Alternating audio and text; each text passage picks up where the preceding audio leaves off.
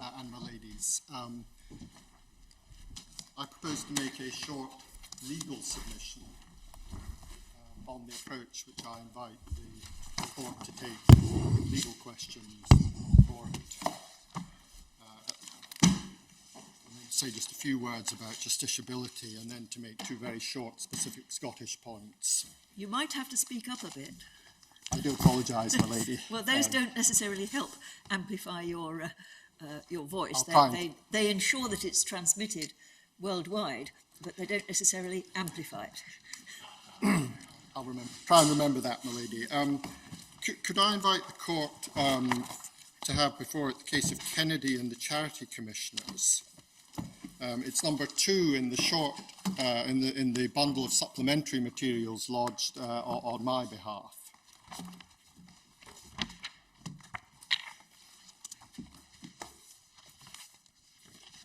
think the court should have it in blue covers.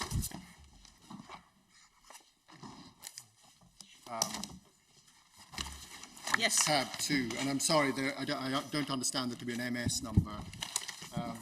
And perhaps my headline point is to invite the court to take the view that it has the institutional competence and responsibility of exercising its ordinary judicial review jurisdiction to protect fundamental principles of the Constitution, no less than it has that competence and responsibility to protect individual rights.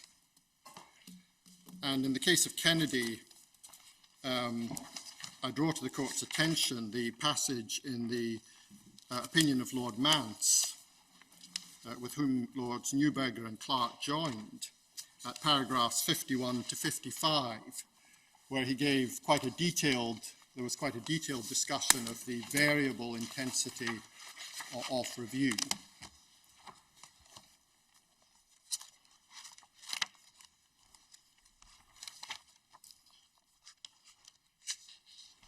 And I commend that whole passage to the court, but I draw to the court's attention in particular a passage at paragraph 55, page 509, letters B to D, where His Lordship Lord Mance said this: "The right approach is now surely to recognise, as De Smith suggests, that it is inappropriate to treat all cases of judicial review together under a general but vague principle of reasonableness, and preferable to look for the underlying tenet or principle which indicates the basis on which the court should approach any administrative law challenge in a particular situation.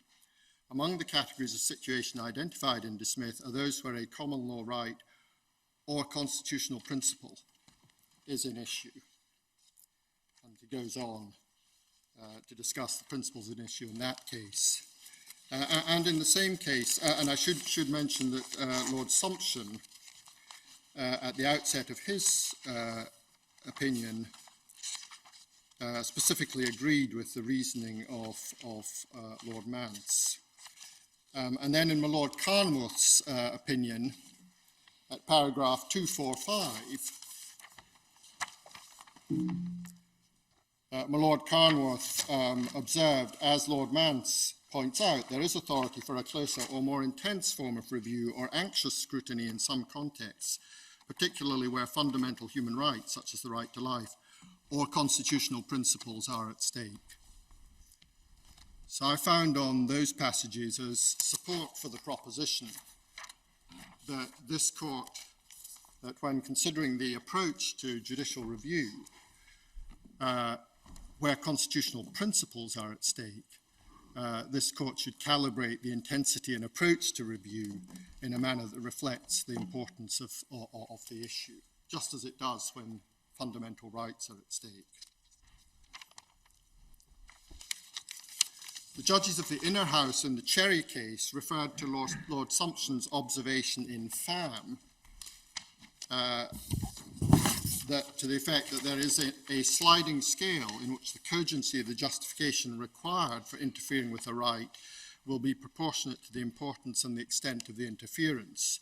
And the court has the case of Pham at tab 38 in the Cherry bundle, starting at MS 2556, And the particular paragraph is at 106 in Lord Sumption's opinion at MS 2590. And I invite the court to consider the whole passage in Lord Sumption's opinion between paragraphs 105 and 107, and also my Lord Reid's observations in the same case between paragraphs 113 and 118. Could you give us the MS numbers of those paragraphs? Indeed, my Lord. Lord Reid's observations are at MS 2593. Thank you. Lord Sumption's are at MS 2590. Thank you. And it's in volume 4 of 5 at tab 38 in the Cherry Bundle. Yes, I think it's fair to say that some of us have been not very keen on sliding scales. I mean, in Yusuf, I think I was rather rude about them, and with agreeing with my colleagues. I understand that, my Lord, and I also understand the ongoing issues around the approach to be taken to review, but I do found on these authorities as support for the proposition that at least where individual rights and constitutional principles are at stake. Yeah, we don't need a sliding scale to say that where constitutional principles are at stake, we should exercise our greater degree of Indeed, my Lord. And in my submission, one looks for a cogent justification that reflects what is at stake. And in my Lord Reid's speech in FAM, at paragraph 114, my Lord Reid observed that in cases involving the exercise of discretion where fundamental rights are at stake, and I do invite the court to take the view that also where constitutional principles are at stake, a rigorous approach is required, which involves elements with counterparts in an assessment of proportionality, such as that an interference with a fundamental right should be justified as pursuing an important public interest, and that there should be a searching review of the primary decision maker's evaluation of the evidence. And I say, my ladies and my lords, that what is at stake here is a fundamental principle of the Constitution, namely the principle of parliamentary accountability. Indeed, I think my Lord Carnworth in Miller at paragraph 149, MS 2596, described parliamentary accountability, in my submission correctly, as fundamental to our Constitution. So we have that principle at stake. We have a decision which abrogates the mechanisms of accountability for a period of 5 weeks, which in the context of the short period before the 31st of October and the time-critical nature of that period is in my submission, a significant period. Lord Brodie in the Inner House was correct so to characterise it. And we have a time when the actions and decisions of the UK government are likely to have momentous consequences for the future of the United Kingdom. So I invite the court to conclude that having regard to the effect of this decision in that context, irrespective of its purpose, that it's a decision which calls for the most cogent justification. And I invite the court to subject the decision to a rigorous and searching review, to use my Lord Reid's phraseology.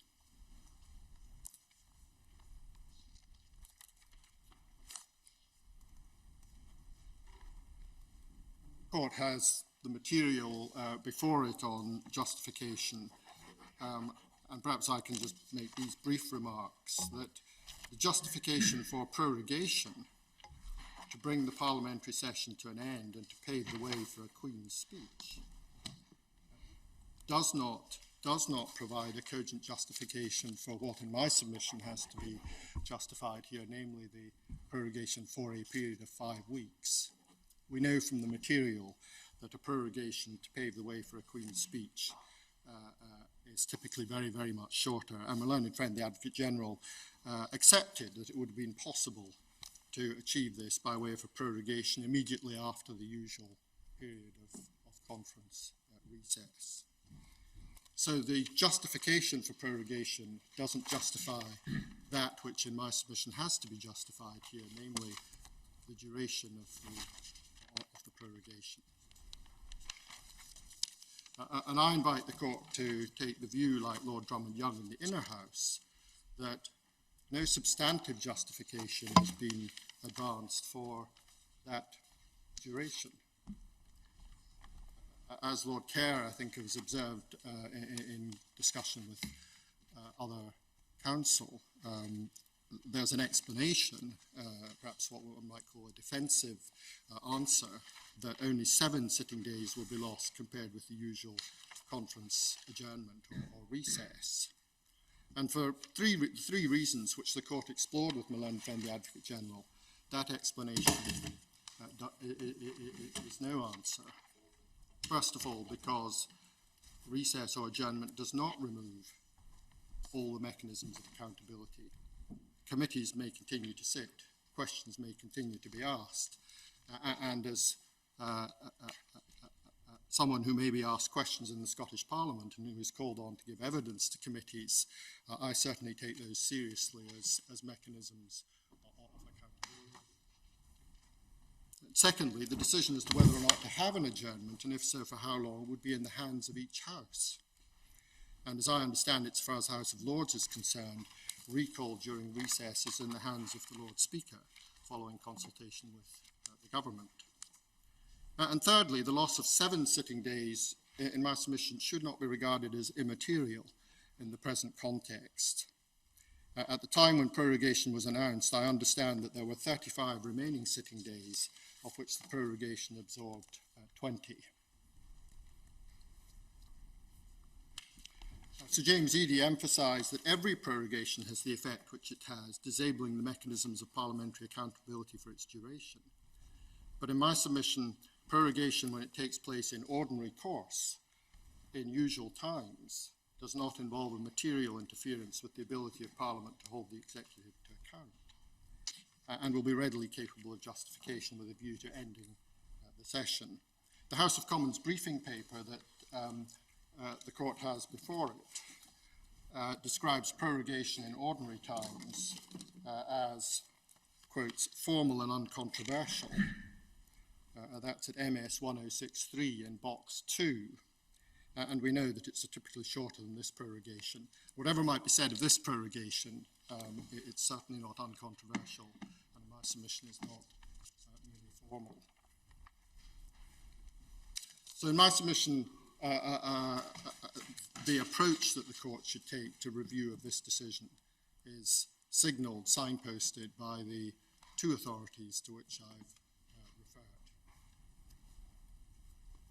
Let me say something briefly about the question of justiciability. Perhaps the first point to make is this, that if I'm right, or indeed if my learned friend Lord Panic is right, then it's possible to apply perfectly orthodox judicial review techniques to the decision at hand here. There are standard tools in the Judicial Toolkit which the court can reach for and can apply.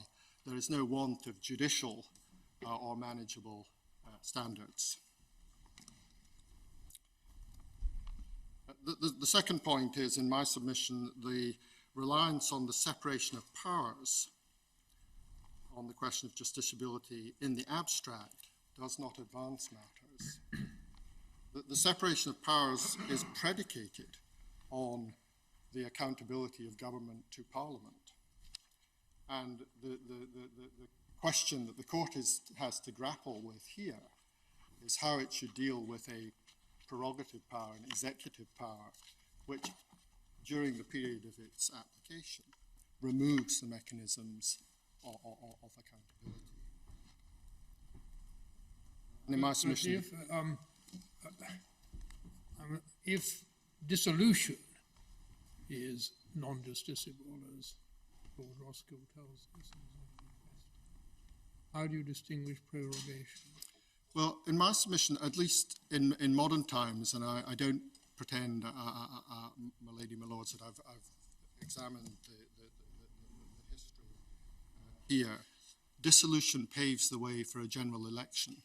It returns matters to the electorate.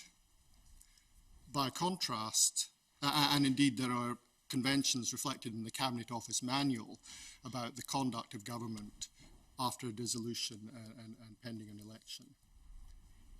Prorogation, on the other hand, maintains the government in office without the mechanisms of accountability to Parliament during the period of prorogation.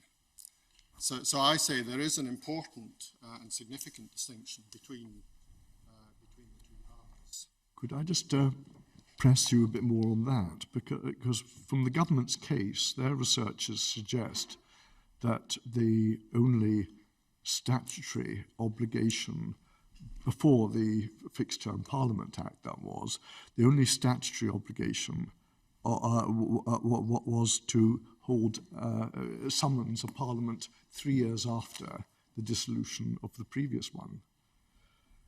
If that is right, and like you, I haven't had time to check it, then you're really falling back on convention as a check rather than law. It's a reflection of modern times, and I suppose I suppose that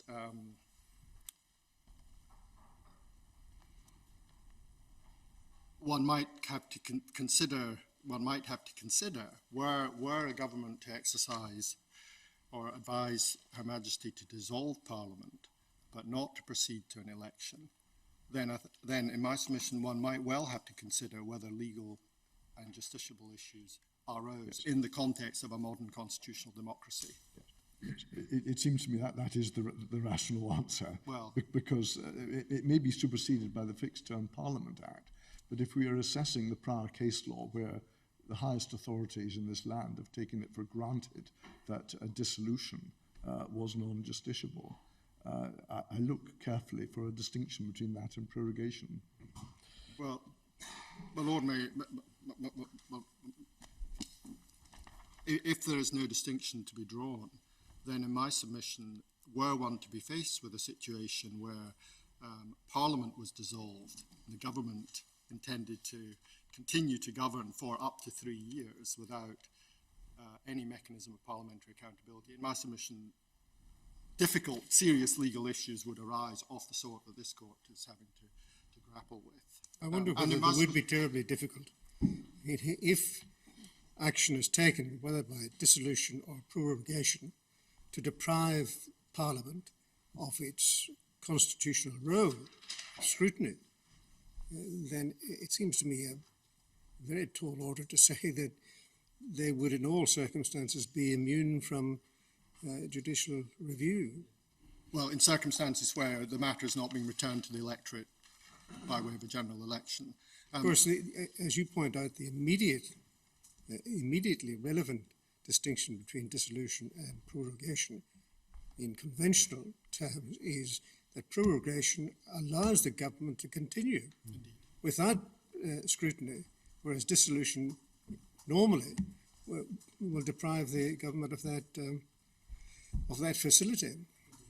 And in my submission, contrary to the view expressed in the Divisional Court, extreme cases test the question of justiciability.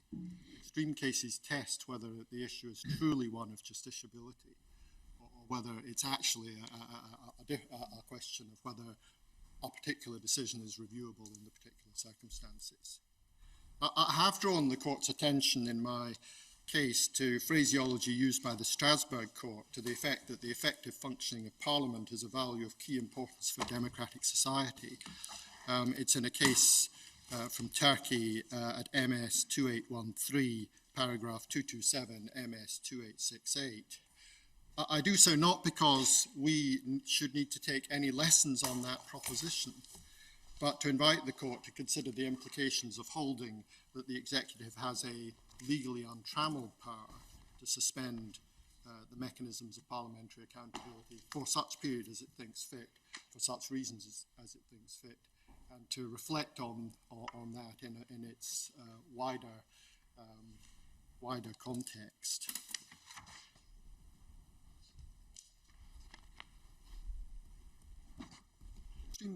Thinking of extreme cases testing the question, if the UK government's position were to be correct, then it would, for example, have been open legally or it would be open to a Prime Minister on appointment to advise an immediate prorogation. It would have been open to the Prime Minister in this case to advise an immediate prorogation until after 31st of October. Now, that's not what happened, but considering the extreme case helps to test whether it's a question of justiciability. And that example also shows why it is not an answer, as Sir James Eadie suggested, to say that the use of the prerogative power of prorogation is subject to political accountability in Parliament.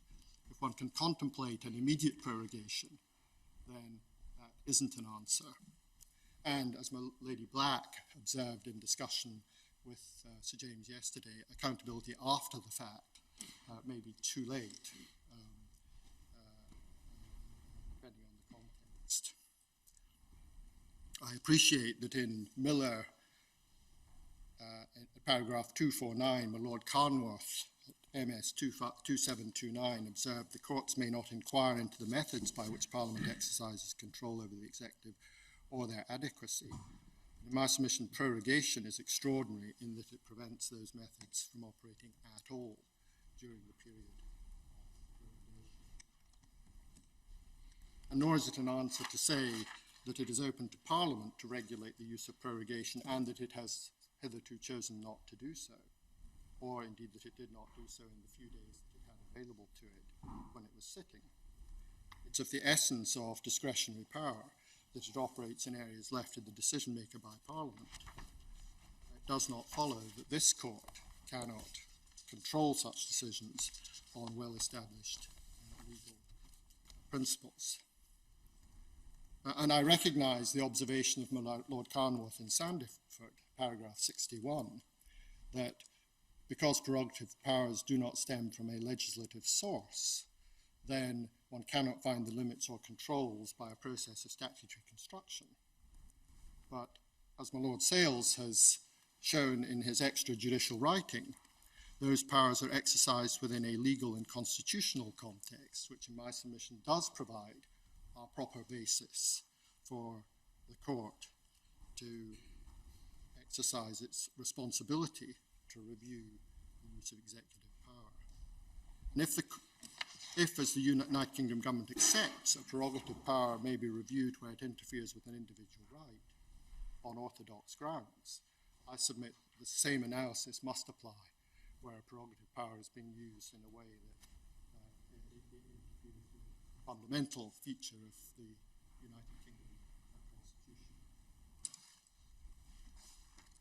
In the great case of AXA, the court contemplated that primary legislation of a legislature with plenary powers within its statutory framework, the Scottish Parliament, could be susceptible to judicial review if it were to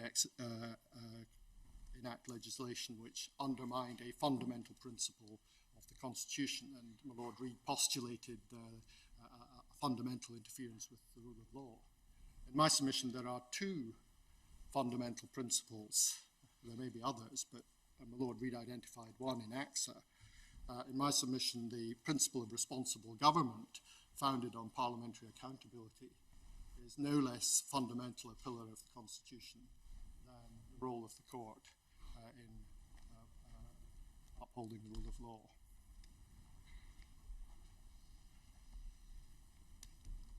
My lords, my ladies, there are two short points I should make from a specifically Scottish perspective. The first is that although this court should proceed on no assumption of a general nature that the prerogatives of the Crown and the generality are necessarily the same in Scots law and English law, or that their effects are necessarily the same in Scots law or English law, this case, in my submission, does not turn on any specialty of Scots law. The underpinning constitutional principles which fall to be applied are the same, as far as I conceive them, in all jurisdictions. And the second point is this. The court will hear from the Public Law Project, and I should just add a short footnote from a Scottish perspective about SIs which are being made by the UK government under the 2018 Act in relation to matters within devolved competence. And that's simply to note the United Kingdom government has agreed that it will make such instruments only with the agreement of the Scottish government. And there's a procedure under which such instruments are notified to the Scottish Parliament, which then may scrutinise the decision of the Scottish Government to give its consent to the instruments in question. I say that's a footnote because I don't suggest that there's any, it's simply so that the court has the full picture of the SI programme. I don't suggest that it's a separate point to the one which the Public Law Project wishes to make. And I should say that as at yesterday, I was told that there were, so far as the Scottish Government was concerned, only, I say only, that's not necessarily to diminish their importance, 6 outstanding instruments in that category thought to be essential for enactment before the 31st of October. And that 2 had been made already, 2 in addition had already been made by the urgent procedure in a manner, well, without seeking consent of the Scottish Government and without going through the process of scrutiny. And so one can see in those 2 examples the prorogation having an impact on that process of scrutiny. But I simply mentioned those points for completeness. I should say I've just been told that an update received this morning indicates that the UK government considers that of the 6 formerly considered outstanding, we now consider 4 to be outstanding. So there is a bit of a moving picture, and I mentioned that simply for completeness. So, my lords and my ladies, unless there's anything in addition that I can say that will assist the court, I'm content to leave my submissions there. Thank you very much indeed, Lord Advocate. Thank you. Yes, Mr. Ladies, my lords, members of the court, I represent Raymond McCord, the intervener. We're very grateful to the court for this opportunity to address on this very important constitutional issue. And it's very important in my respectful submission that the Northern Ireland perspective is considered by the court. It's certainly been central in any debates about Brexit, although that isn't a word that has featured an awful lot in the exchanges, the submissions. But I want to tell you a little bit about my client before I begin, because it's important background.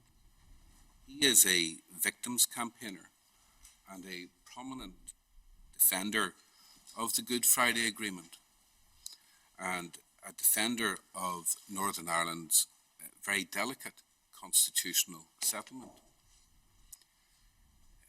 This was not a career that he chose for himself. The reason he's here is that his son was murdered on the 9th of November 1997 at the age of 22. And like many victims of the conflict in Northern Ireland, he's still seeking justice for his son. In many ways, Mr. McCord speaks for the silent majority in Northern Ireland. Who want a peaceful and prosperous future, which can really only be based on the Good Friday Agreement and that delicate constitutional settlement which has been achieved. But even though we're here to speak about the Northern Ireland perspective, I'm not here to accentuate the differences between the different parts of this union. Between Ireland and Britain, Ireland and the UK, my client is comfortable with his identity. He has a British passport and he has an Irish passport. He's confident about his Britishness, he's confident about his Irishness, and he believes that in this court there is a commonality of purpose to determine what the rule of law is and how it should be applied. And that rule of law is something which achieves an international standard. And when one looks at international standards, it's important to remember the background to all of this. It's important to remember what the European Union is and remains. It's a peace project. It's a project designed to remove the significance of national identity. It's a project designed to provide for the seamless flow of people, services, goods, and capital, harmonization of rules, make travel between states as easy as travel between London and Yorkshire, between Belfast and Lisburn. And the Good Friday Agreement itself was premised on continuing EU membership.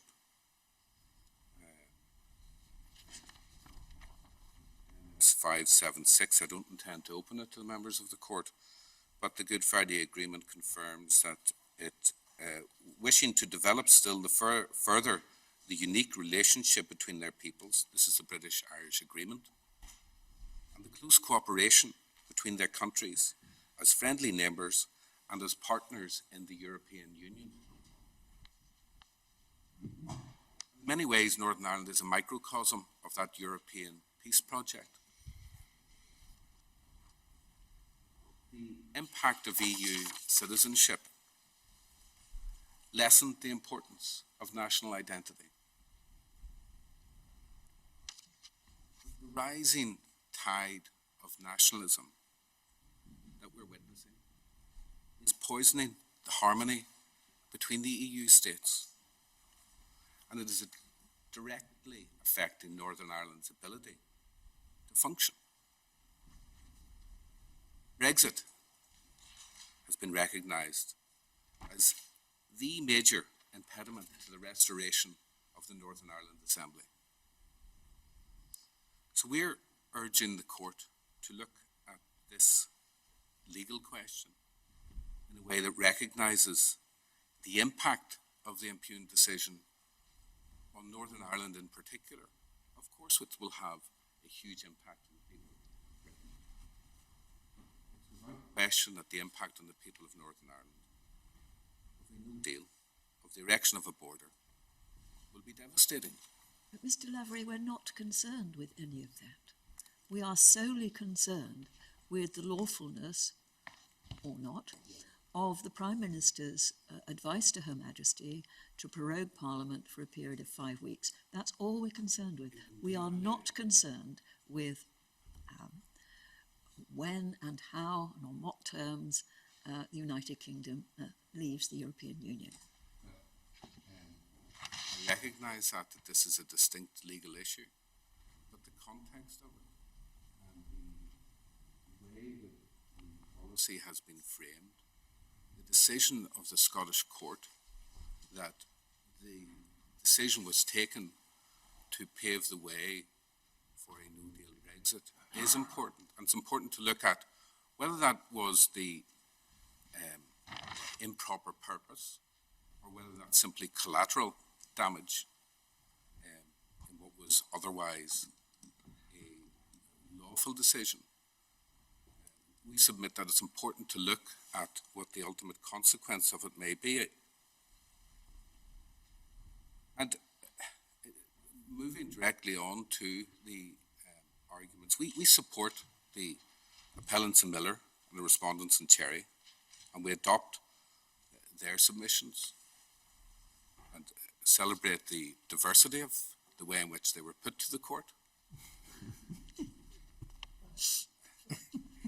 We say, with all those plaudits in mind, can we move on then to the net issues? Yes, my lord. We say if the government has acted unlawfully, using its power to prorogue, to stymie Parliament, then the court could and should intervene. We say that, as we've discovered in the exchange of remarks yesterday, Parliament has little or no remedy once prorogued. We say this isn't a decision which was taken on high political grounds.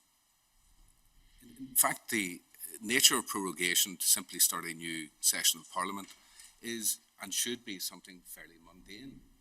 It's not without the expertise of this court or judges to examine the decision and whether or not the motive for it is improper.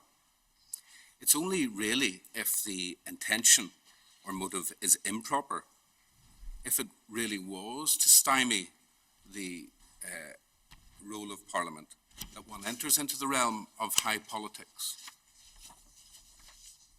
If that was the intention, to stymie Parliament, run down the clock, avoid scrutiny, and pave the way for a no-deal Brexit, then that would bring it into the area of high politics. But that does not necessarily mean that it's still not justiciable. And the reasons put forward for non-justiciability amount to, in effect, it has always been thus. And we say that the court wouldn't be trespassing on Parliament when one is looking accurately at the separation of powers. It would simply be preventing the government from unlawfully trespassing upon Parliament, wresting control from Parliament. And, my ladies, my lords, improper motive is a very simple legal yardstick, and one which this court is well equipped to deal with. But even if the purpose is lawful, even if you don't find in the same way as the Scottish court that it was for the purpose of stymieing Parliament, then, and it's legitimate, then one has to look still at the purpose and effect and the rational or proportionate connection to that purpose. And there are two ways to look at the effect. There is and I want to look at this really from a Northern Irish perspective, the immediate impact of this, the loss of parliamentary time, ability to scrutinise legislation.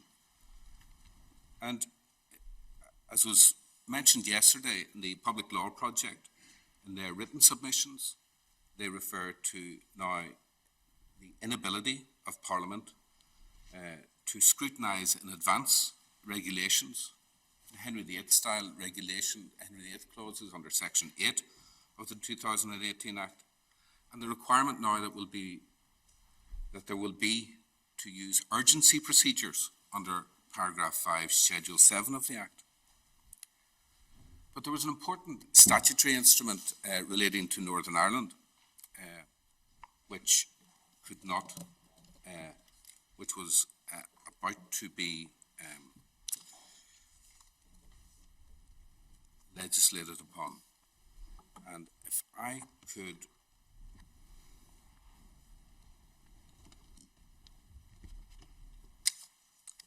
there was an additional bundle today. Yes. Hard copy, yes. There's a piece of page 600, MS 633, internal page 10 of that bundle. There's a letter from the current Northern Ireland Secretary of State for Northern Ireland to Lady Herman, dated 16th of August. And he thanks her for a correspondence of the 26th of July regarding draft statutory instruments in relation to Northern Ireland appointments that would normally be made by Northern Ireland ministers. My priority remains the restoration of the Northern Ireland Executive. However, in the absence of NI ministers, the government has taken steps to ensure continued good governance and the delivery of public services in Northern Ireland. The Northern Ireland Executive Formation and Exercise of Functions Act provides for me to make appointments to a number of offices deemed to be critical in order to safeguard the quality and delivery of public services in Northern Ireland. Further critical appointments were added to the Act through secondary legislation. There's reference to 8 bodies, and if one looks then at page 13 over the page, there's a table of those appointments, and the very first one at the top of page 13 is the appointment of a chair of the Northern Ireland Transport Holding Company. This is the public transport company for the whole of Northern Ireland. It has a budget of 112 million pounds for capital projects and 83 million pounds in resource. This is an important appointment which simply couldn't be achieved. It was about to be passed and couldn't be because Parliament was prorogued. And in the second paragraph, the court will see that the executive directors could not fulfil its oversight function, including offering constructive challenge. So important appointments could not be made. The effective functioning of Northern Ireland departments is critical upon pieces of legislation like this because of the absence of the Assembly and an executive in Northern Ireland. If one turns over to page 17, the court will note as well that 25 QCs couldn't be appointed either. But, that may be of less concern to your lordships, my ladies. Might be members of the senior bar who are rejoicing in that. I welcome the competition, my lord. Of course you do. These are very important, and there are a string of things like this. There's no reason why this piece of legislation has to be postponed to whatever time. Why it couldn't simply have been fitted into these 7 days that we say are a small amount of time. The other matter is the debates that are required under the Northern Ireland Executive Formation Act.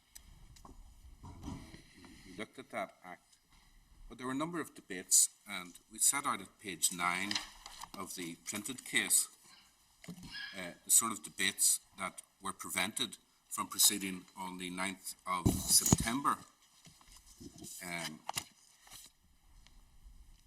including historical institutional abuse, victims' payments, human trafficking, gambling. And again, these are important matters. They can't be discussed, debated in any local assembly, and the only forum in which that can take place has been removed. But that's the immediate impact of this. But what if the Scottish Court was right and that this was a decision taken to stymie Parliament and pave the way for a no-deal Brexit? The effect of that, whether that's the purpose or not, that will, in my respectful submission, be the collateral effect of this. And if I could ask the court to turn to the joint report, which is in the same bundle, just to put this in some context. And MS 713 is the part of the joint report. It's internal page 90. It's the part of the joint report which deals with Ireland and Northern Ireland. And this represented United Kingdom policy and approach prior to the change of government leadership. Paragraph 42, both parties, that is the EU 27 states and the United Kingdom, affirm that the achievements, benefits and commitments of the peace process will remain of paramount importance to peace, stability and reconciliation. They agree that the Good Friday or Belfast Agreement reached on 10th of April by the United Kingdom government, the Irish government, and the other participants in the multi-party negotiations must be protected in all its parts, and that this extends to the practical application of the 1998 agreement on the island of Ireland and to the totality of the relationship set out in the agreement. This delicate constitutional balance which was achieved. And at the bottom of paragraph 43, last sentence, the United Kingdom also recalls its commitment to the avoidance of a hard border including any physical infrastructure or related checks and controls. 44, both parties recognise the need to respect the provisions of the 98 Agreement regarding the constitutional status of Northern Ireland and the principle of consent. The commitments set out in this joint report are and must remain fully consistent with these provisions. It's really an outline of when one draws on documents to establish what our unwritten constitution amounts to. This is the sort of document which helps in that process. Paragraph 46, the commitments and principles outlined in this joint report will not predetermine the outcome of wider discussions. At the end of the paragraph, they are made and must be upheld in all circumstances, irrespective of the nature of any future agreement between the European Union and the United Kingdom.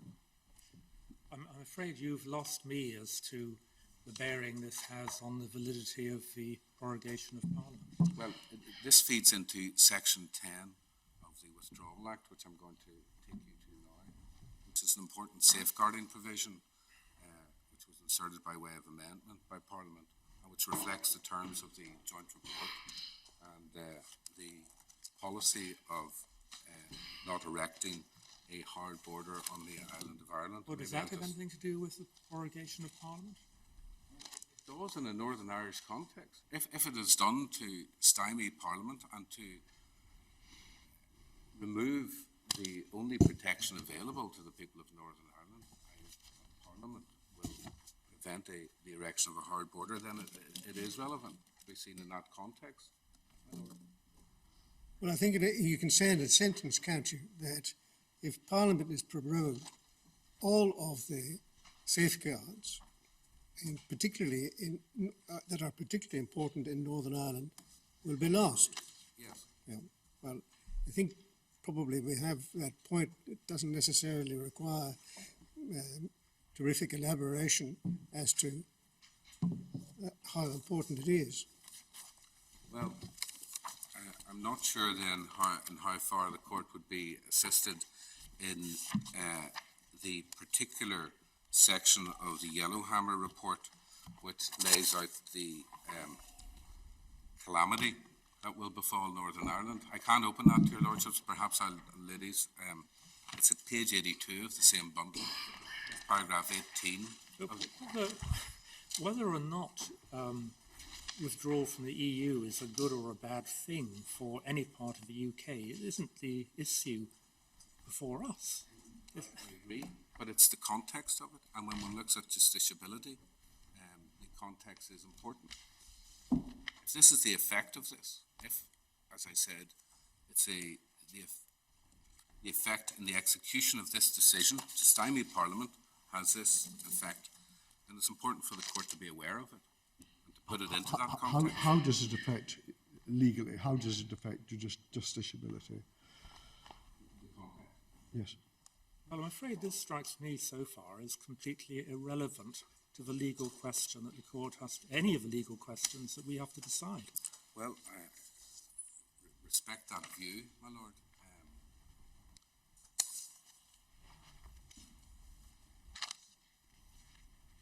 As I said, Mr. Levy, your essential point is these are the tangible effects on Northern Ireland by the removal of scrutiny from Parliament. But does it require any elaboration beyond that?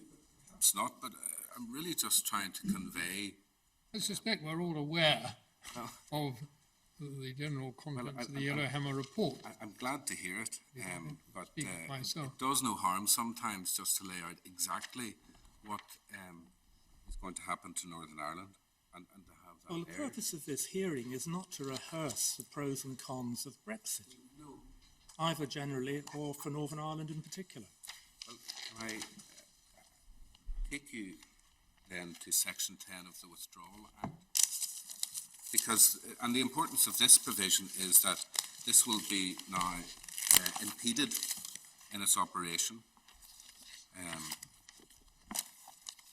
because of the lack of parliamentary scrutiny, and it was a provision designed to ensure that there would not be an exit which erected a hard border. It's at MS 13 tab 2 of the intervener's authorities.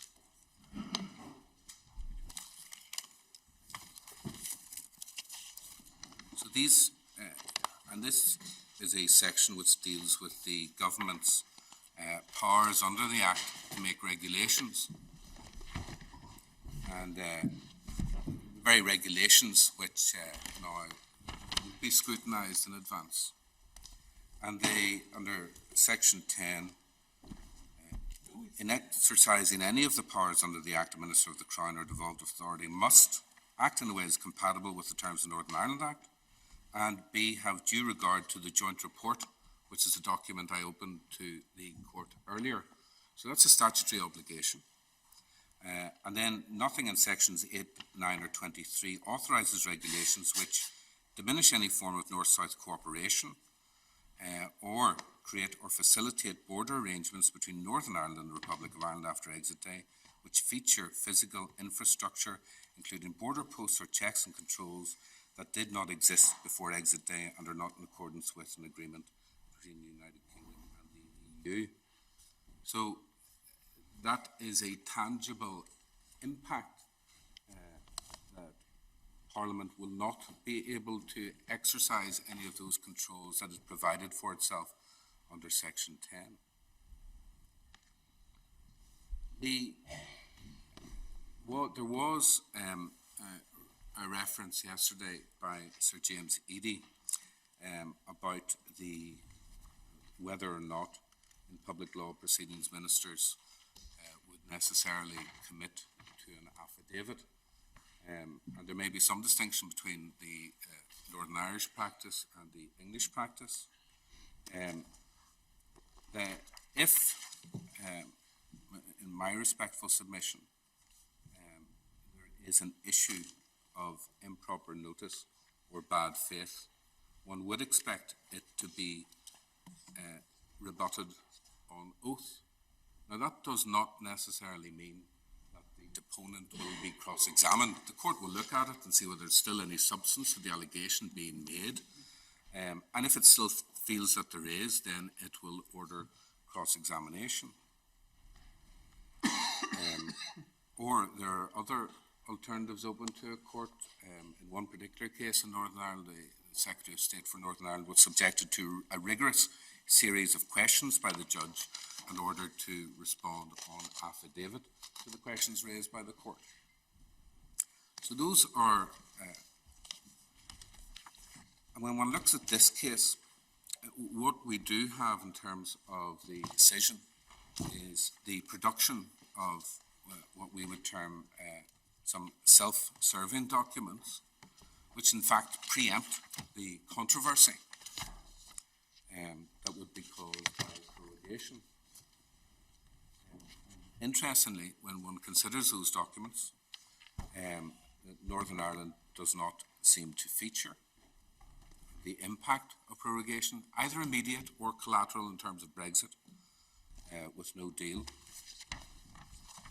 The only consideration really was how much prorogation time could be squeezed into the obligations of the Northern Ireland Executive Formation Act. Now, that may be a material consideration point, but we say that the absence of consideration of Northern Ireland here and in these circumstances is gross.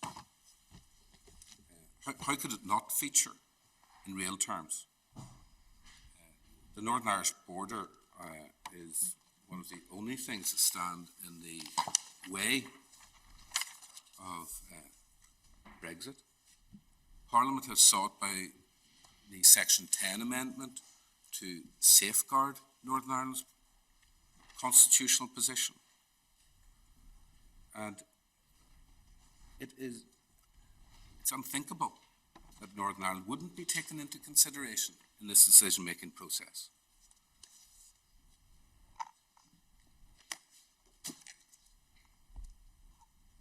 If there is, as the Scottish court found, a policy that's being railroaded through to leave with or without a deal, then this is the execution of it. it removes obstacles like Parliament. And we say that the language of it, withdraw, do or die, that battleground language would be played out in what is essentially what would be a scorched earth policy in relation to Northern Ireland. It would be oppressive, we say. It would be unconstitutional if that were to be the case when one takes all of that into account. And that Section 10 demonstrates the goodwill of Parliament, that Parliament can and will function to protect the interests of each part of the United Kingdom and Northern Ireland in particular. Even in the absence of meaningful representation at Westminster, or perhaps one anti-Remain MP who sits and makes her voice heard. And if the court will permit me, I'll make this point, that leaving with a no deal would be contrary to the terms of the Good Friday Agreement. Well, that doesn't come within the ambit of this appeal. You're pursuing an appeal in the Court of Appeal in Northern Ireland, which raises this very point, aren't you? And as my lady and my lord have pointed out to you, this is an entirely different context. We're dealing here with the question of whether the prorogation, the decision to prorogue, was unlawful. Now, you've made the point that there are particular effects upon Northern Ireland which have to be taken closely into account. But does your case go beyond that?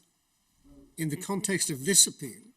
In the context of this appeal, when one is looking at the discrete issue, we say that one has to look at the context, I've made that point, and decide the level of scrutiny given that context which the court applies, and that this court has to be conscious of its obligations in respect of Northern Ireland. Mr. Lavery, I'm really worried about your submissions.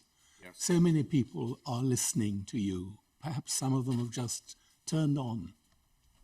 And they will hear these points, these general points about Brexit and its effect on Northern Ireland, and it may come to an entirely the wrong conclusion, namely that this is what we are looking at.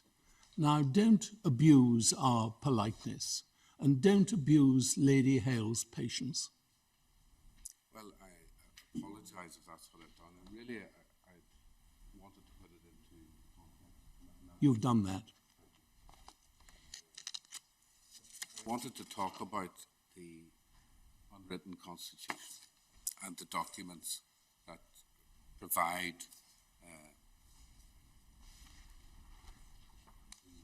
context of that and which we draw upon that. And they certainly indicate, when one looks at paragraph 40 of Miller number 1, lists the combination of statutes and events, conventions, academic writings, and judicial decisions. And Dicey describes it as the most flexible polity in existence. And flexibility is at the heart of that. And we say that the exercise of the power in this context would be an abuse, that it's perhaps uncharted territory for the court, but not forbidden territory. And that the court should retain a flexibility to ensure that Parliament, and I'm coming back to this, that Parliament does retain the capacity to safeguard Northern Ireland's interests. That, and I'm sorry if that got lost along the way, my lord, but that is the essence of our submission. That Parliament, that this court must protect Parliament's capacity to protect the interests of Northern Ireland. Because there's a fundamental portion of the rule of law in relation to consent of the people to be governed, and if that's undermined in any way, then there are consequences. It's not merely a political game, as was suggested, or not, that there are some kind of permissible tricks to gain a political advantage.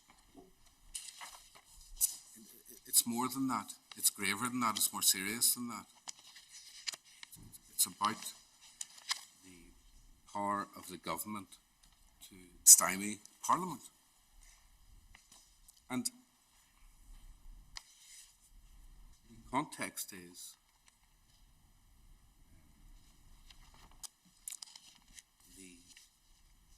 as the Scottish court said, pushing through monumental constitutional change.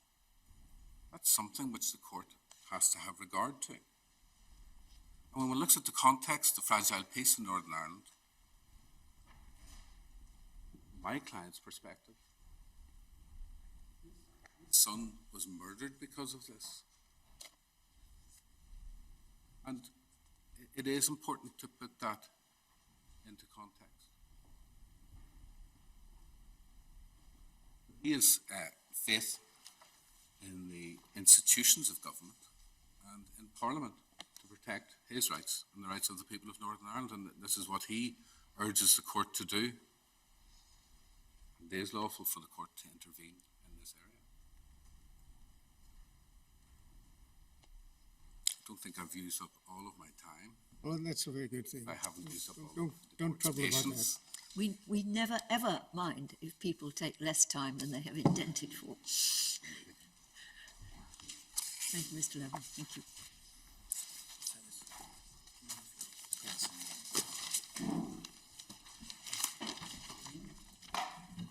I'm not sure I've ever pleased you in that way. Can you hear me? I want to go back to first principles and I want to make some submissions on the law.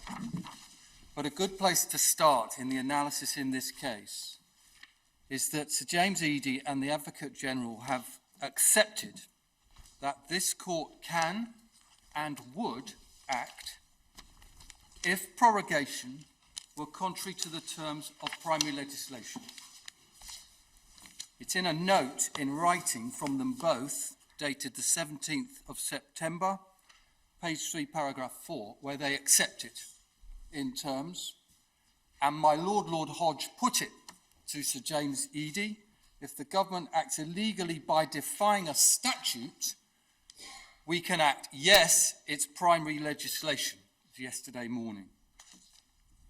And if you just stop and think about why that's the case, that the court could give a practical and effective remedy on judicial review of a decision to prorogue Parliament where it was defying a statute. What's the constitutional principle that is in play that the court is applying?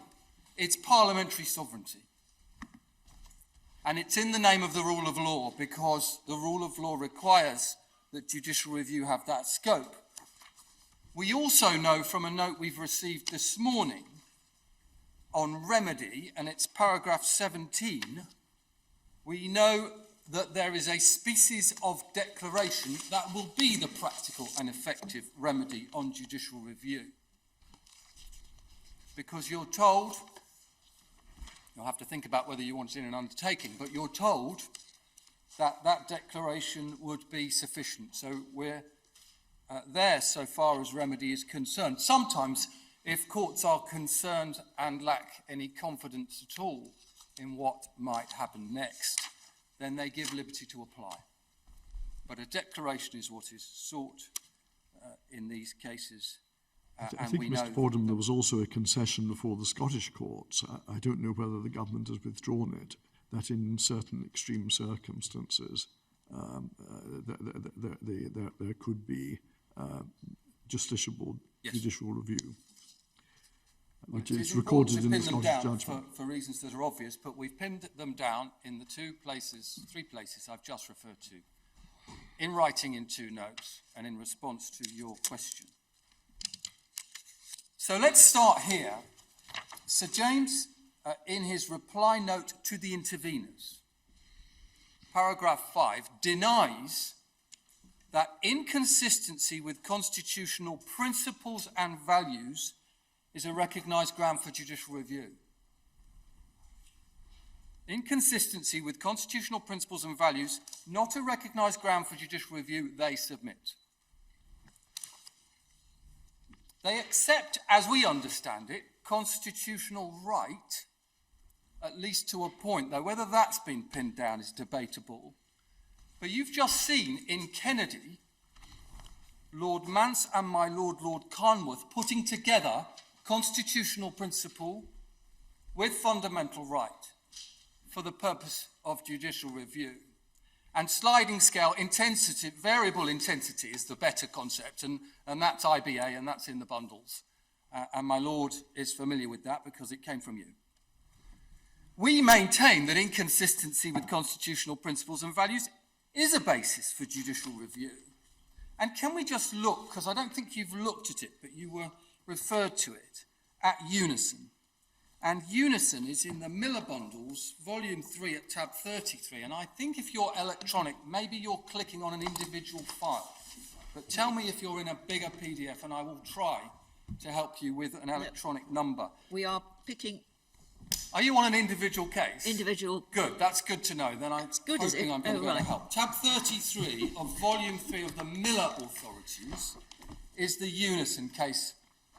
And you will recall it. My Lady Hale, Lord Kerr, Lord Wilson, and Lord Reid were all in it.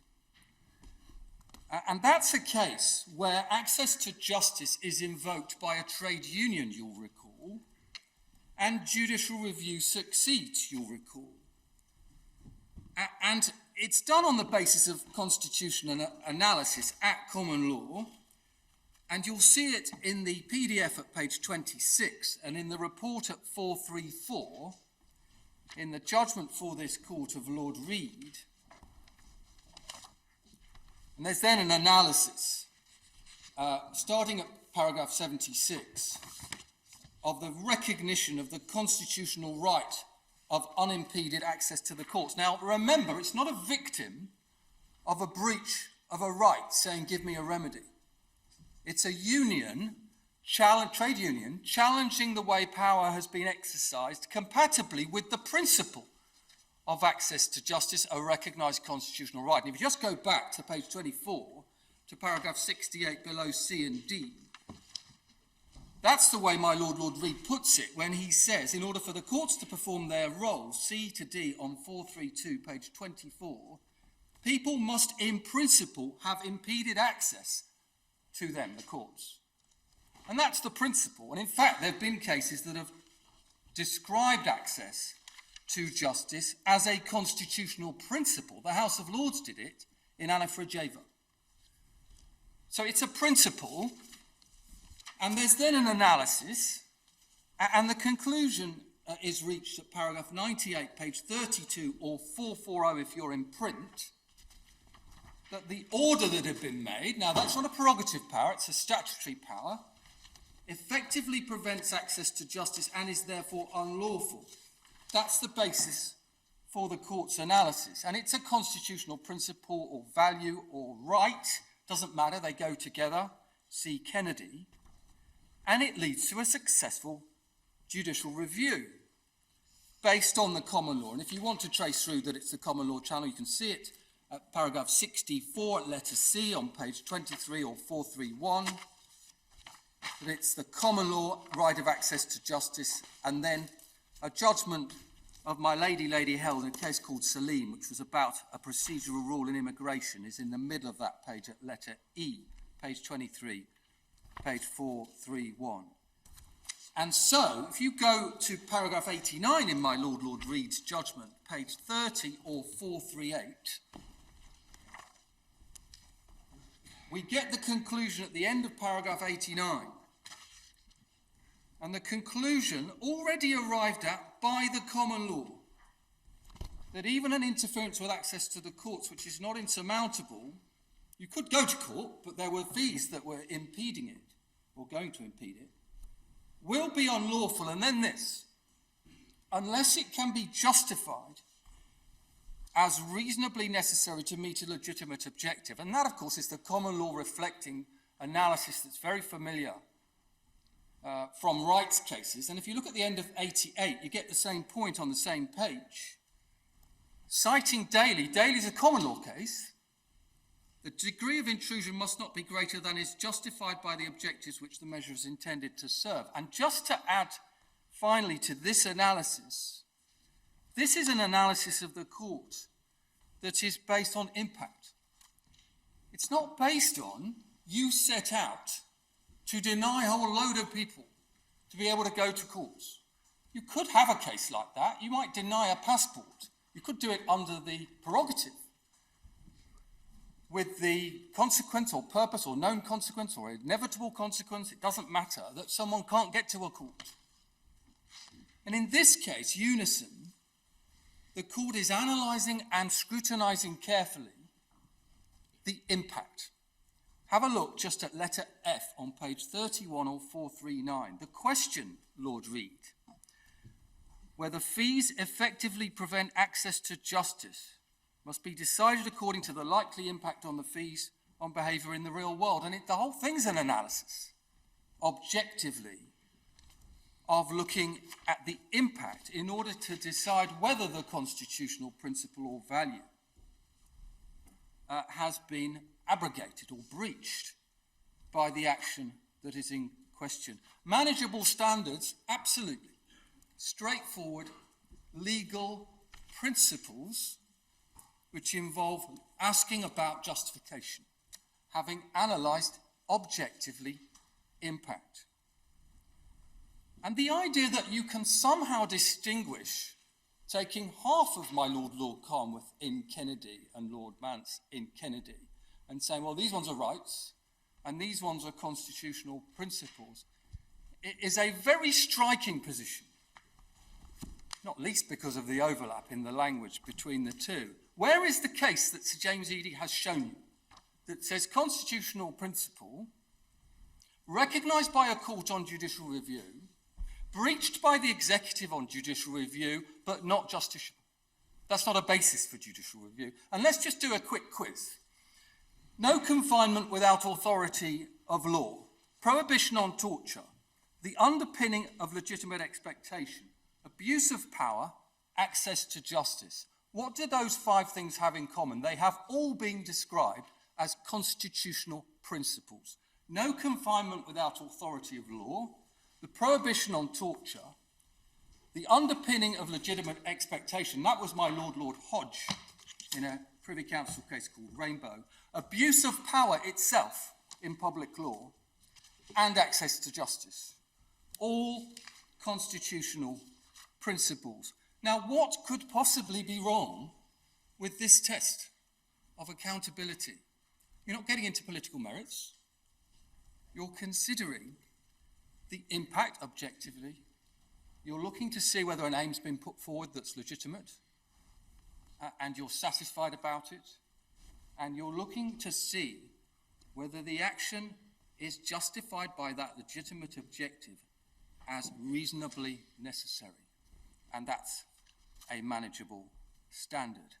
And this is, in the end, isn't it, the scope of judicial review that the rule of law requires. And that's a principle that you've hit on when you've looked at judicial review itself and what it's about. And can it be excluded? And who decides whether it can be excluded? And what are you doing when you make that decision? And what you're doing is applying a constitutional principle, the rule of law, and deciding what its limits are. And that's why Carte establishes the principle, in the context of the upper tribunal, that the court will secure the scope of judicial review which the rule of law requires. And that will become, in our submission, the governing constitutional principle applicable to questions as to the reach of judicial review in areas that might otherwise be considered to be contentious. Again, my Lord Carnwath discusses this principle. It's established in Carte. They're all agreed about it in Privacy International. It's in our written submissions, which thank you for letting us put in. at paragraph 3.1. And while we've got cart in our minds, history, as it already is doing, will recall, and this is paragraphs 8.1 and 11.1 of our written submissions, what Lord Justice Laws at High Court level recognised about parliamentary sovereignty. It's not limited to the words or even the intent of a statute on the page. It does extend broader, and it extends broader to the idea of needing a court to judicial review the executive tomorrow against standards that have been set in an act that Parliament has made the day or tomorrow. And it extends to the idea, very well established, as Lord Justice Sells explains, it's all in our written submissions, I hope it's helpful, 8.1 and 11.1, the idea which inheres in parliamentary sovereignty that Parliament can't bind its successors. What is that about? It's about the dynamism of ongoing legislative autonomy of Parliament, because parliamentary sovereignty is not narrow, as Sir James argues that it is in the present case. Now, is there some magic then about prerogative powers that mean, oh, well, it's different if you've got the prerogative power, judicial review is curtailed, and you can go as far as, does it cut across primary legislation? That's Laker in 1976, which you discussed in Miller number 1. Prerogative power that frustrates a statute. But you can't judicially review prerogative power against constitutional principle. And again, that would be very, very striking, and there's no support for it. But let's just think of an example, because you practice what you preach as courts when it comes to constitutional principle. Let's take one that's applicable to courts. The open justice principle. What is the open justice principle? That would have been quiz question number 6. The open justice principle is a constitutional principle and identified as such in a case called Guardian, which was discussed in Kennedy. So let us suppose for a moment that you've got an inferior court, I'll use that old-fashioned phrase, and a judicial review. Now let's suppose it's non-statutory. So it's not exercising statutory powers. You can't point to an enabling act. Are the powers judicially reviewable against constitutional principle as a matter of principle? Not only are they, but we've got the authority, because Guardian News itself was a judicial review of the Magistrates' Court, and Guardian Media says in terms, and this court has very recently confirmed it in terms, rejecting attempts to distinguish the early authorities. What you've accepted is that that constitutional principle applies to non-statutory powers. It's neither here nor there.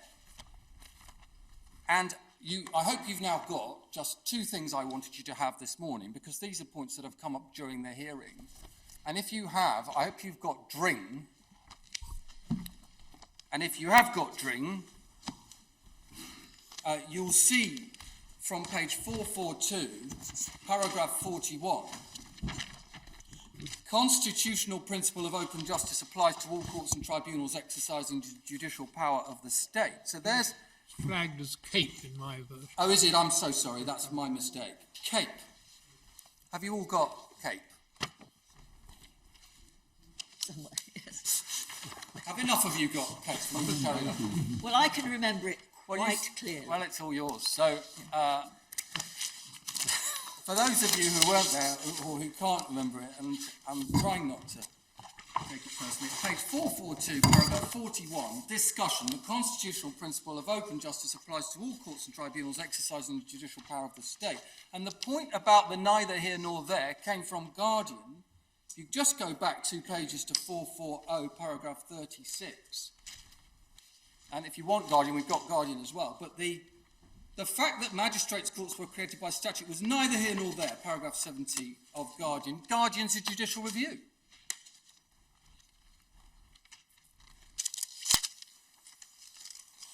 Now, what about Sandiford? Because there's been an idea and it's been discussed, and Sir James showed you an authority, the Air Centre case, and tried to persuade you that improper purpose isn't available for a prerogative power. I just want to address that very briefly. Sandiford is about fettering of discretion. That's all it's about. And you've seen in Sandiford, which is volume 3, tab 32 of the Miller authorities, Lord Mance was talking about no external originator. Lord Sumption at 83 was talking about no empowering act as the derivation of the power. And the point they were making is the same point that my Lord, Lord Sales, persuaded a court of appeal, including my Lady Arden, about in a case called Elias, which is adopted in Sandiford. And it's because the court decides that that principle of fettering or non-fettering is necessarily linked to whether you have a statutory power. We know there's no general principle of that kind for the prerogative. We never have had Laker Airways in the 1970s. And that's all that decides. Now, you might say, could there be other principles in public law which would also be switched off or modified? And there could be. Let's take an example. A case that we've cited in our written submissions of Chetnik. Chetnik is a principle which you'll all remember. It's 52, tab 38, and it's Lord Bridge at page 872 of Chetnik. I don't need to go to it because you'll know it off by heart. Power is held by the executive on trust and it's not unfettered. And he went on, approving Wade and Forsyth. It can only be exercised for the purpose that Parliament intended when conferring the power. That bit is not going to work in a judicial review of prerogative power. And you'd be into Elias territory and you would be into Sandiford territory. And I'm not ruling out that there might be others, but you wouldn't have a problem with the first part of that. Indeed, it's accepted, and my Lord Sales has written about it, that prerogative power has to be exercised in the general interest, in the public interest. It is held on trust, but you haven't got an empowering act. And so the most important paragraph of Sandiford is paragraph 65, in which it's said in terms, the other principles of judicial review remain available. And that wasn't... 62, did you say? 65. 65. It's Miller 3, tab 32. Can I go back to it if I get time? Because I'm worried I'm going to run out of time and I've got some things I need to cover. You've not got a lot of time left, Mr. I know. Now, that wasn't said in a vacuum in Sandiford by my Lord Carnwath, because one of the cases you had in mind was Bancourt number 2, which was cited in that case. Bancourt number 2 is worth just having in mind, volume 2, tab 23 of the Miller bundles, because that was the case, and you've seen Lord Hoffman at paragraph 35, which was about not GCHQ, the exercise of prerogative power under an instrument, but prerogative power to make an instrument for the British Indian Ocean Territory. And Mr. Crowe argued, you'll see it at electronic pages 10 and 11 in the report at 462G to 463F, straight along Sir James Ely lines in that case. And unanimously, the court said, Lord Hoffman was paragraph 35, Lord Bingham 71, Lord Roger 105, Lord Carswell 122, Lord Mance 141. Not only judicial review is applicable, but the grounds for judicial review are available. No good reason why not. Didn't matter that it's an instrument rather than exercise of power. Exercise of power, a fortiori. Lord Mance says, no good reason, and every reason why it should be. And so just pause there, and suppose you had an instrument for that island that is subsequently made, which on the face of it is a marine protected area proclamation issued by a commissioner in accordance with Her Majesty's instructions through the Secretary of State. Just suppose. And just suppose you had an argument that it's for an improper purpose. There's no primary legislation or statute to reach back to. And then let's suppose you had judgments below and there was an issue about undisclosed documents. And this court had to decide whether those documents could have made a difference to the conclusion on that very ground, improper motive, for the prerogative. Well, you had it, because that case was Banku number 3. And you can see it in the headnote, right in the middle of the headnote. It's the other case of the two that I've just given to you. So, in principle, what does this legal landscape look like? So, if you've got Banku number 3 alongside Cape, you'll see at letter F in the headnote that the challenge, which came all the way here as to whether it had viability and whether it would have made a difference, which was available to prerogative, was improper purpose, improper motive. And you don't need a bribe or bad faith to get to an illegitimate purpose. So stepping back, what would it look like in principle then as a justiciable matter for the court to be considering a question of prerogative power of prorogation? Well, first of all, the court would recall that constitutional principles and their delineation is your job. That's your responsibility. Secondly, you would be concerned to examine impact, the unaccountable executive. You wouldn't stop, as lower courts might, with this isn't justiciable, and you'd ultimately ask that justification question. And you might coin it in this way. Was it reasonably avoidable? Is there a reasonable justification? Is there a legitimate objective which justifies what has been done, or for that matter, what hasn't been done? And the reason why it's worth doing that is because you might find it of interest that if you look at the case that's possibly the closest we've got, and it's a written constitution case and it's a Privy Council case, and it's quite a good story. It's a case called Bob and Manning. It's a story my Lord Hodge told in a case called Dumas, Volume 1-3 of Miller, and Lord Kerr, Lord Wilson, Lord Carnworth were all in that case. So you know about this case and you know this story. But Bob and Manning, which is Authorities 1 tab 7, is in the context of Lord Bingham at paragraph 15 on page 10 of Bob and Manning, whether you're electronic or on paper, considering whether what had been a challenge to retaining office without accountability, there was no functioning Parliament, that was the problem, whether that could have been a challenge to a failure to dissolve Parliament earlier. And what's interesting at paragraph 15 is Lord Bingham doesn't say, well, of course not, you couldn't have that. And that's dissolution. He goes on to discuss the wholly proper reasons, paragraph 15, 6, 7, 8 lines.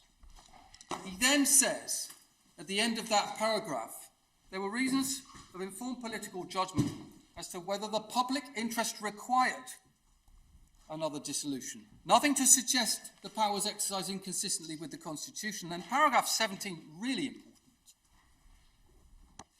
The board agrees with the appellants that irresponsible, unaccountable government is the antithesis of the democratic model. But periods of that are sometimes unavoidable, as here, and an extended period of such government was not reasonably avoidable here. And this is in the context where at paragraph 12, he's picked up on what he described as brave and memorable observations of the Supreme Court of India, and they're brilliant, about the court's role, where you are delineating constitutional principle. And so it is worth just having in mind that one can see on first principles a framework where you don't stop. Lord Bingham didn't stop. He didn't say, well, of course, stop there. You could never consider that in a judicial review. That case was a judicial review. and so you don't, and there are manageable standards that are applicable. And yes, written constitution and all the rest of it, but let's take the stabilisers off, and applying first principles, the bike still rides. Now, you've got material from the Public Law Project. You won't be hearing from them, but you've got it in writing, and it is important material about bills falling away. We've dealt with it in our written case at paragraph 19, and also statutory instruments without curtailed scrutiny. You know that 3 major bills in joint responsibility areas fell away, and the clock is ticking, the time to do the repair work. You know the situation in relation to 11 statutory instruments made on a make it and ask questions later basis, with 35 more anticipated, many of those in devolved competence. And you know, because you heard it in relation to Scotland, and you've got the document for Wales, that there's an intergovernmental agreement, tab 53 of the supplementary bundle 2 in Miller, it's at pages electronic 1164, 1165, that there are provisions about liaising and getting consent. So these bills went forward on the basis that the Welsh Assembly had consented that that matter of dual responsibility was going to be done by Westminster. And these statutory instruments, which are supposed to be scrutinised ahead, were also supposed to be the subject of prior liaison and agreement. That's gone out of the window. And so those are parts of the context so far as the impacts are concerned. This is not a judicial overreach case.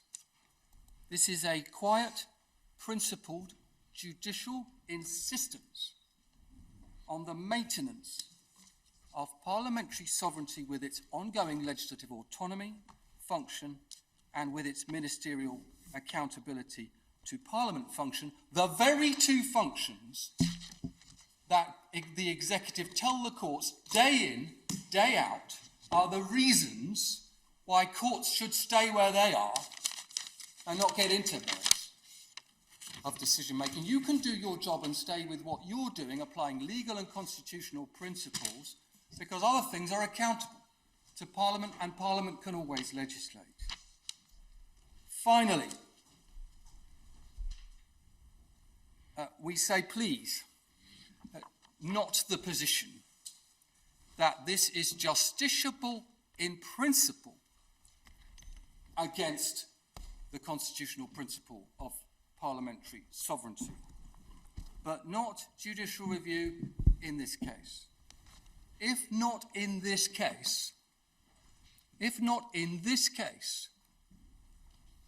then the words justiciable in principle are, we would respectfully submit, empty words. With gratitude to you, those are the submissions on behalf of the Counsel General. Thank you, Mr. Fordham.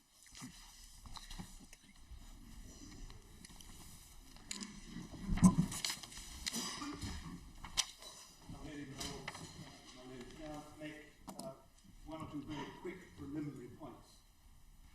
First, can I say on behalf of Mr. John Major that he's extremely grateful for the opportunity to intervene in this case and to make a submission.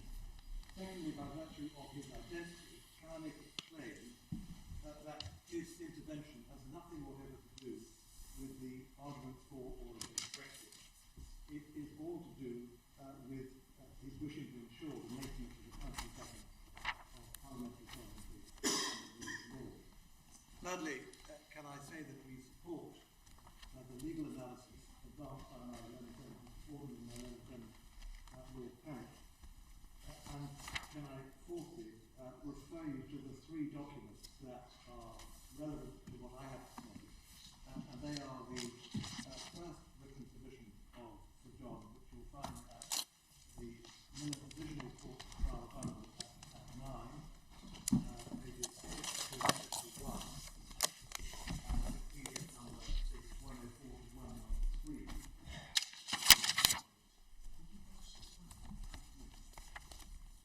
Apparently I can't be heard at the back. Try to address the court. Yes, It's more to do with the transmission. It's not every day I move to the right, I must assure you. So I've already referred the court to the written submission. Secondly, the witness statement of Sir John Major, which is in that same bundle, tab 18, paginated 123 to 133, PDF numbers 176 to 186, and then finally to the supplemental written submissions made to this court, which are in the Supreme Court bundle 6, tab 6, and they are PDF numbers 192 to 201. Now, can I then quickly move on to the evidence? We are, I think, unique in this case for having put in a witness statement concerning evidence about how the power in question is actually exercised, and you'll see that in Sir John's statement. And we say it's significant for two reasons. First, because it constitutes the unchallenged evidence of a former Prime Minister and long-serving parliamentarian as to what the purpose, the power of prorogation serves, how it's generally exercised, and what considerations might have a bearing on its use, in particular as to the period of the prorogation. Secondly, because it contains clear and unambiguous allegation in evidence and supported by evidence that the reasons set out in the documents put before the court by the Prime Minister can't be true and complete reasons for the decision.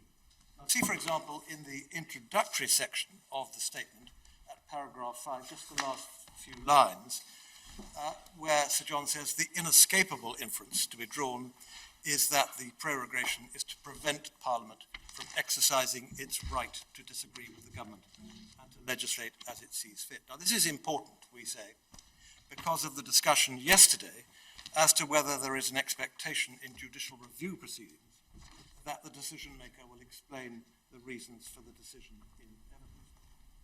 Now, whether there is or is not room for doubt about whether such evidence is to be expected in the ordinary course, I submit that it was more or less accepted by my learned friend Sir James Eadie on behalf of the Prime Minister that where an allegation of this kind has been made, it would be normal for there at least to be some kind of witness statement in response. And in this case, we've made a direct allegation in evidence that the reasons stated in the documents don't stack up. And there's been no witness statement in response and no real reason provided why not. Let me then quickly move on to a brief overview of the statement. In his statement, Sir John explains at paragraphs 9 and 10 that prorogation in our Constitution is usually routine. I think my own friend Mr. Fordham used the word mundane, and in practice leaves the Queen with no discretion. And indeed, the Leader of the House, Mr. Rees-Mogg, said as much, I think, in an interview. At paragraph 12 of the major statement, he addresses the significance of the distinction between prorogation, adjournment, recess, and dissolution. And he draws from the Institute of Government briefing paper as well. At paragraphs 18 to 24, and particularly at paragraph 23, he identifies three main reasons which have been put forward in the government's documents and explains why each of them is a perfectly sensible reason for proroguing, but no reason at all for proroguing for 5 weeks, let alone for 5 critical weeks in a period in which time is of the essence. Then we go to paragraph 26 onwards, so the second half of the statement, where Sir John identifies various pieces of evidence which suggest that the decision was in fact motivated to a material extent by a desire to prevent Parliament from interfering with the Prime Minister's policies during that critical period. Prorogation, we say, is different from dissolution. In his submissions, my learned friend Sir James relied on the dissolution of Parliament as what he called a core example of a prerogative power that was considered before the Fixed Term Parliaments Act to be entirely non-justiciable. He submitted that there was no material difference between prorogation and dissolution, so that even though there is no authority suggesting that the power of prorogation is non-justiciable, the same should apply. My lords, my ladies, there is a world of difference between the two. Put simply, dissolution overrides Parliament in favour of the electorate, and prorogation overrides Parliament in favour of the executive. It's the direction of travel point, and this was a point brought up in questioning by my Lord, Lord Hodge, and my Lord, Lord Kerr. The power of dissolution allows Parliament to renew its mandate from the electorate. It brings the state in contact with the ultimate source of democratic legitimacy. There are citations from Dicey, which I won't go to support that. But prorogation, by contrast, transfers power in the other direction, not closer to the source of democratic legitimacy, but further away. So from the perspective of a principle of parliamentary sovereignty, first, a power of dissolution necessarily involves an interference with Parliament, but the principal effect of that interference is to ensure that the political basis for parliamentary sovereignty remains intact. A power of prorogation, of course, also involves an interference with Parliament, but it's a matter purely between the organs of the state. There's no reason, we say, why it should be treated as unreviewable simply because the power of dissolution was once not reviewable. Now may I quickly look at... What principle is there for not reviewing the dissolution? What principle? Well, it's now dealt with by statute. No, but the authorities which spoke of this in the past predated the Fixed Term Parliament Act. That, I suspect, is because there was, in the Victorian era and before, a much greater actual respect, as opposed to fictional politeness, played to the role of the sovereign in person, as opposed to the crown of Parliament or the executive through the administration. You think it's a historical hangover then, rather than a principle? In some senses, and I don't wish to be impertinent, but a lot of how our constitution has developed over time is a series of fudges. Arrangements are made which are politically convenient. And the example that my Lord has just addressed to me is, I suspect, one of those. We exercise through necessary polite fictions in order to enable our constitution to develop and to work. Let me, if I may, come on to permissible purposes. The defendant, the Prime Minister, in his submissions repeatedly poses the question, how is this court to determine what is permissible and what is impermissible? He submits that the decision to prorogue inevitably involves a degree of politics, at least as to timing, and how is the court to decide what is good or bad political reasoning? In our submission, that entirely misses the point. The question is not whether the motive is political or whether it's a good political or a bad political reason, but whether the prorogation contravenes a legal principle. Now, as we said in our first written submission at paragraph 7, in the case of a statutory power, the most obvious way of determining which purposes are legitimate or illegitimate is to consult the statute. But the statute, or a statute, isn't the only source of legal rules. There are some legal principles which we submit are sufficiently important that they're properly to be regarded as governing the purposes for which any power, statutory or otherwise, may be exercised. And parliamentary sovereignty is one such principle. It requires no specific statutory underpinning. It's inherent in the constitutional order. Now, my learned friend Sir James submitted yesterday that parliamentary sovereignty was limited, in his words, to the principle that it is an unduly narrow, to the principle that Parliament can make or unmake its own laws. But we say that is an unduly narrow formulation. But in any event, it's enough to make the point because Parliament cannot make or unmake laws if it isn't allowed to sit.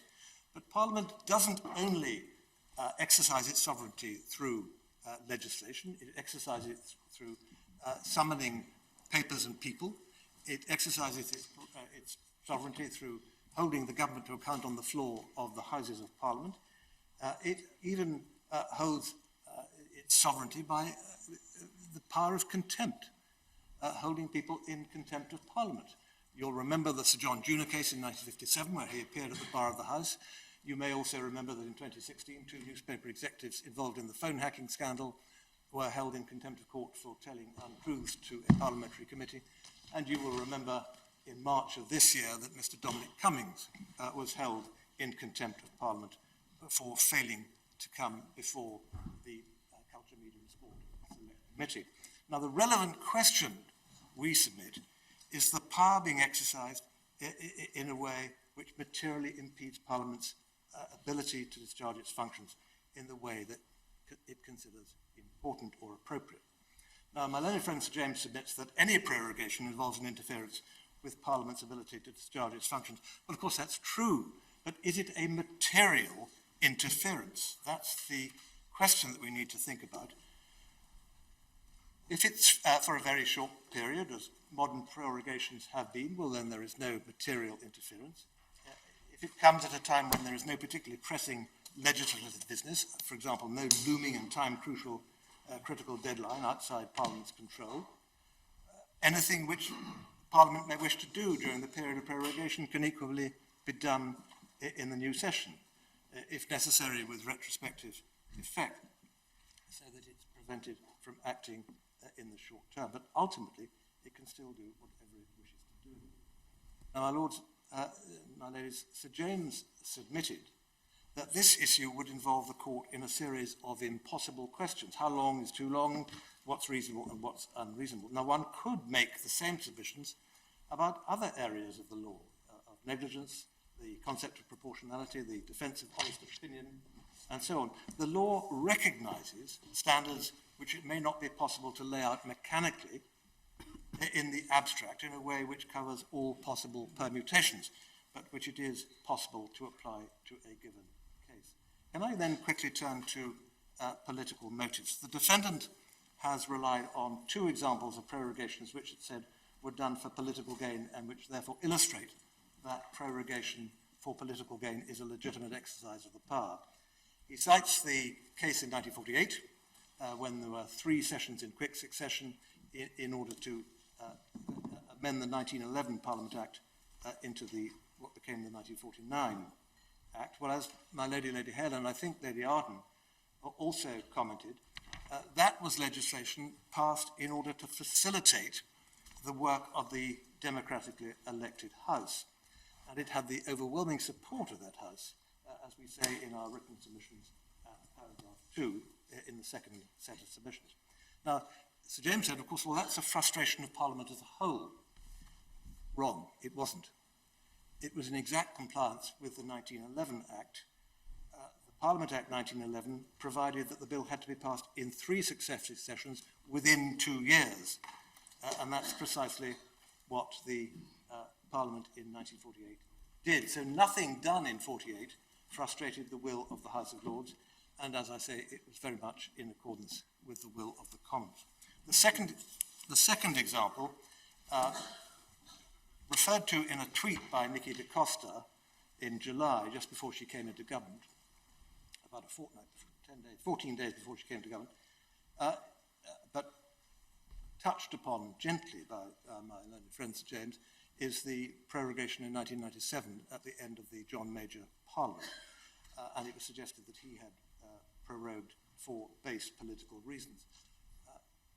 Again, wrong, and I haven't got time to take you to the facts of it, but if the court would look at the documents which are appended to his statement, you will find a letter from Lord Heseltine to the Times the other day, which completely cuts that off, destroys the factual basis of that. But if anything, the fact that the allegation was made and that the prorogation for that alleged reason was controversial suggests that it would have been regarded as an impermissible use of the power. In other words, we say it runs entirely contrary to Sir James's submissions. Why should the court stop the prorogation when Parliament has an opportunity to do what it wants? Sir James has submitted that there's no need for the courts to intervene because the events relating to the Ben Bill have shown that it can legislate quickly when it wants to. Now, as my Lord Sales has already made the point that there is only so much time available, but there are 2 further reasons we submit why that is no answer. First, the reason that there are processes for considering and developing legislation in both houses is because legislation generally benefits from scrutiny. Legislating in a hurry leads to the old cliche, what is the law that Parliament passes most often in a hurry? The law of the unintended consequence. Second, it's just not the amount of time available, but when that time is. Events may develop between now and the 14th of October. Parliament may wish to legislate in early October in a way that it couldn't have foreseen in late August. On a similar note, my learned friend Lord Keane submitted that the courts shouldn't step in where Parliament could have prevented the prorogation but didn't do so.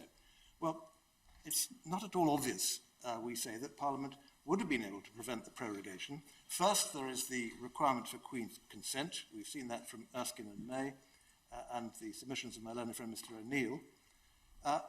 That could have been withheld. And secondly, even if the Queen's consent was required, Parliament could simply have been prorogued before any bill that sought to prevent it became law. The logic of the justiciability analysis is that the courts would have nothing to say about that situation, despite it being an obvious frustration of Parliament's will. I think it was also suggested by my Lord Carnworth that Parliament could have passed a vote of no confidence in the Prime Minister, a suggestion taken up by my learned friend. But that wouldn't actually have addressed the vice of the prorogation, and probably would have made matters worse. First of all, Parliament would have lost up to 14 days in deciding whether another person could form an administration. Or it could have led to the dissolution of Parliament, in which case the whole thing would have had to start again. Time and the risk of wasting time at a time when time is a very, very scarce resource is something that I think this court can take account of. Now, my Lord Wilson yesterday asked the stark question, if we can't control what's going on, who can? And it seems to me that these are, and I think my Lord Sales also dealt with the question of the danger of politicising the Queen. These points are aspects, we submit, of a broader submission that this court shouldn't intervene in decisions to prorogue because they involve matters of politics. Now, the immediate and obvious response to that is that the reason the courts leave political matters alone is because they're subject to political control, and there can be no political control of a decision to prorogue if the body that would exercise that control has been prevented from acting. We've identified in our written submission several examples of exercises of the power of prorogation which would frustrate political control. But in answer to that point, Sir James relies on two other possible types of control. First of all, practical constraints. He talks of the need to vote money to pass the Armed Forces Act. But as we point out in our second written submissions at paragraph 7, those controls all meet the fundamental obstacle that they depend for their effectiveness on the Prime Minister placing a higher authority on the orderly running of the country than on the achievement of his political goals. All it would take is a Prime Minister who is happy to see funding for public services lapse or for the Armed Forces Act to expire in order to achieve his goals, and the controls would be useless. And we submit it would be a strange constitution that protected against a conscientious executive, but not against a reckless one. Secondly, the prospect of the sovereign's ability to refuse consent to a prorogation. The short answer to this point is this. If the courts should not interfere because the matter is too intensely political, that's all the more reason why it would be wrong for the sovereign to be required to step in. I think that's Sales's point. Now, the reasons that the government have given in this case, as I've mentioned, Sir John's evidence explains the factors relevant to the decision to prorogue and why the reasons in the documents put forward by the government explain why there should be a prorogation, but they don't in any way address the reasons why it must be for 5 weeks. Now, there are two things which are most obviously missing from the 15th of August de Costa briefing paper to the Prime Minister. First, while there's an attempt to explain why the 14th of October would be an appropriate day for a Queen's speech and therefore an appropriate date for the session to end, for the prorogation to end, there's no attempt at all to explain why early September would be an appropriate date for the prorogation to begin, a point drawn out by Lord Kerr yesterday. The logic of the briefing paper is equally consistent with a decision to prorogue on the Friday before. The inference must be that there must be some other factor which meant that the decision maker wanted the prorogation to begin much earlier. Secondly, the total absence of any suggestion that it was recognized that the prorogation might be controversial. Now, taken in isolation, that might not be surprising, but it's necessary to consider the author. As my Lord Wilson pointed out on the first day of this hearing, this is a person who a few weeks before writing this briefing paper, which gives the impression that the decision was entirely logistical, was writing in The Spectator on the 29th of June, and again that is in your papers, about the possibility of a Prime Minister running down the clock in the lead up to the mid-October European Union summit and describing prorogation as a nuclear option. For our part, we don't buy the suggestion from my learned friend Lord Keane that the woman who wrote the article in late June had a different character or mental state to the woman who wrote the briefing paper and who was closely advising the Prime Minister once he had taken office. Let me now quickly deal with the... Well, you are more or less out of time. I am. I think on my... Garnier. What, I've got 2 minutes to go. Well, yes, but you started early. Well... However, we might, I think, indulge you with your 2 minutes. Would you mind? I'd be very, very grateful. I really am on my last few submissions dealing with inferences. We say there is credible prima facie evidence that the reasons in the documents aren't the true and complete reasons. There's been no evidence adduced to rebut that evidence. There's been repeated requests for such evidence or for an explanation of why it hasn't been provided at the highest levels, including in questions to the government and the Prime Minister in the Commons. In those circumstances, it would, we submit, be very difficult not to infer that the reason is that any evidence which could be given would be highly adverse to the Prime Minister's case. That the inference which in any normal circumstances would be readily drawn. We submit that that inference is all the more justifiable in these circumstances, that's to say where there is recent evidence of the Downing Street press office having been misleading in its announcements. We give the example in our first submissions at paragraphs 20 and 21 of these. The 24th of August 2019, in response to reports that the Prime Minister was considering prorogation, a spokesman said that the claim that the government is considering proroguing Parliament in September to stop MPs debating Brexit is entirely false. A quotation drawn attention to by Lord Hodge yesterday. Of course, that's technically consistent with the Prime Minister's case, but as a denial to the reports that prorogation was being considered, it's not the whole truth. It's what we used to call swearing by the card. And whatever its intent, its effect was plainly to mislead. We know that because it misled even a member of the Cabinet, the Culture Secretary. But we also know, of course, that the day after that, the Defence Secretary gave the game away, and you have the interview of him in the papers. In other words, this isn't a case where statements made other than through the formal court process can be taken to be the whole truth and nothing but the truth and at their face value. Finally, my lady, I'm grateful to you, Sir James referred yesterday to the risk of cross-examination as one reason why the Prime Minister might have been reluctant to give a statement himself. It's our experience that applications for cross-examination are rare and successful ones are even rarer. If the court did grant an application to cross-examine the Prime Minister, it only could be done if the court was satisfied that there is a sufficiently serious prima facie case that the evidence was untrue. If the evidence that's given is credible, there's no risk of cross-examination arising. If it's not credible, it would be odd if the Prime Minister could insulate himself from challenge by deciding to put in no evidence at all. Lady, I apologise for going over my time and for garbling, but I hope that throughout my submissions you've been able to gather broadly what I've been on about. If I thank you for them, Lord Garnier, that doesn't mean to say that I accept your self-accusation of garbling. Thank you. Well, according to the timetable, the court is now due to adjourn until 2 o'clock, when we will look forward to hearing from you, Lord Keane, and then from Lord Pave.